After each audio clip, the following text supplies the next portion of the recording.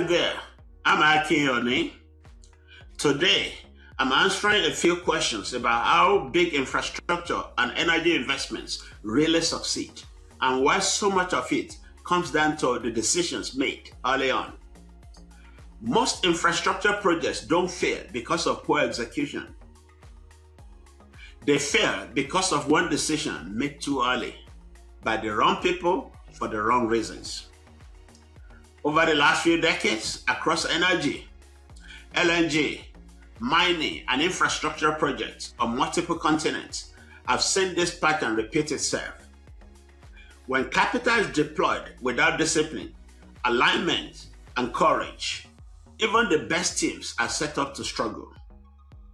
This conversation today is about the decisions that shape outcomes long before ground is broken, and how leaders can build projects that create lasting value, not just assets.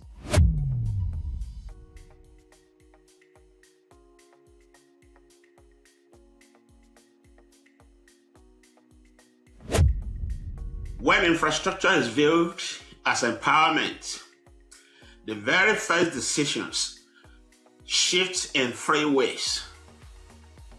First, scope moves from what can we build to what problem are we truly solving. Leaders stop gold-plating assets and start designing for durability, adaptability, and real use.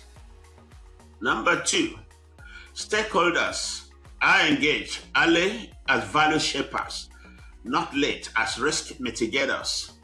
Communities, operators, regulators, and future users are brought into the conversation before lines are drawn, not after contracts are signed.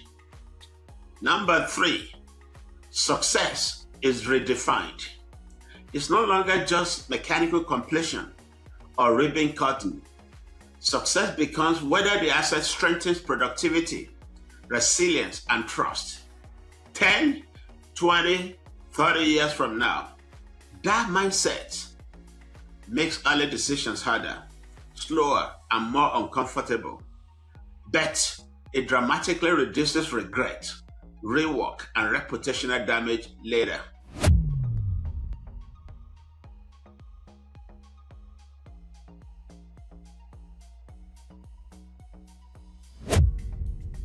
In large capital projects, boards rarely underestimate engineering risk. Majority of the time, they underestimate decision risk. They assume confidence equals certainty. They confuse early alignment with real consensus. And they underestimate how incentives, optimism bias, and schedule pressure quietly shape decisions long before execution begins. When those blind spots go unchallenged, the consequences are subtle but severe. Projects don't always collapse, they drift. Capital efficiency erodes, optionality disappears, trust with investors, partners, and communities weakens. The long-term cost is not just overruns, it's lost credibility and constrained future choices. Real risk management must begin before capital is deployed, not after execution problems surface.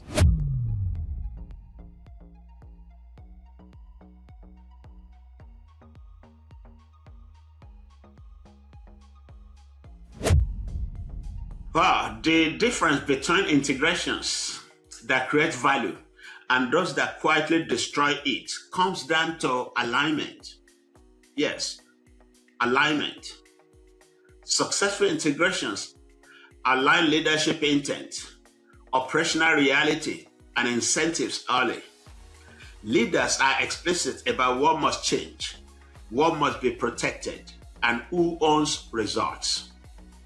Failed integrations assume culture will sort itself out, execution capacity will stretch, and value will somehow magically emerge on its own. Incentives reward short-term optics rather than long-term performance, and uncomfortable truths are postponed. Now, here's how I'm going to end this. Value destruction rarely happens through one big mistake. It happens through hundreds of small misalignments left unaddressed. The integrations that win treat execution as a strategy, not an afterthought.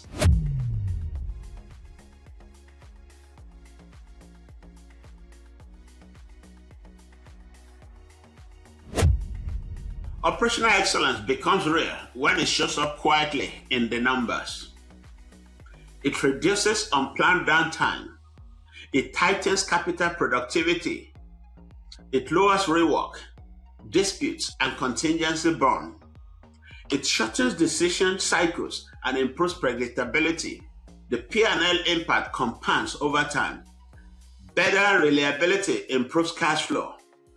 Predictability lowers the cost of capital. Discipline builds investor confidence. The organizations that outperform are rarely the most complex or aggressive. They are the most consistent. Operational excellence isn't loud. It's visible in margins, resilience, and trust.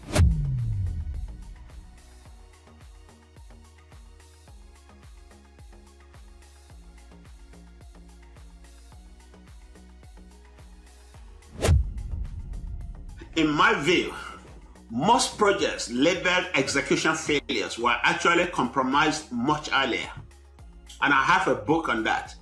The title of the book is Megaproject Development and Decision Making. That's Megaproject Development and Decision Making. And here's my take. A key decision was made too fast, with too few voices, under pressure to conform or move on. Execution simply exposed what was already baked in. Leaders prevent this by widening the decision table, separating advocacy from independent assurance, and rewarding people who raise inconvenient truths early. The goal isn't perfect decision, it's defensible decisions. When decisions are sound, execution has a fighting chance. When they aren't, no amount of heroics can recover the value.